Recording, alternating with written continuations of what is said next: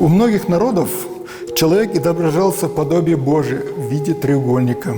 Простой треугольник. Две линии, идущие вверх этого знака, означают матур. Этой руны.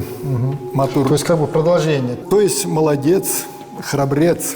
Вот верхняя составляющая, вот это, да? Вот так, если руну мы То есть сделали, он матур. да, матур означает молодец, храбрец. И эта руна изображается двояко.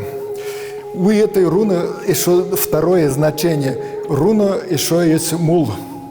Она изображалась уже без нижней черточки. Тут отображали духовное и материальное богатство. Мул. Мул. Так как без духовного богатства и материального богатства не будет. Если у души человека бедность, он никогда не может быть богатым человеком. Наши предки его понимали и всегда старались копить духовное богатство.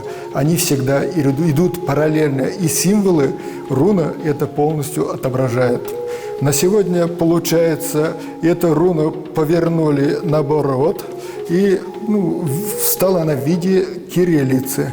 Получается, сейчас мы только копим богатство, а забыли про духовное богатство, только материальное.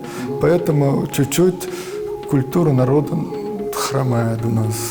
То есть наши предки, понимая взаимосвязь внутреннего богатства и соответствующую гармонию вот этого внутреннего и внешнего богатства, соответствующим образом уже через руны закладывали в нашу ментальность и воспитание вот соответствующее отношение к жизни, Да. к людям, я так понимаю? Да, и это философию складывали. Также эта руна начальных слогов в письме пишется «ма», «ме» и «му». Ма, ме, «Ме» и «му». му, да? Мгм.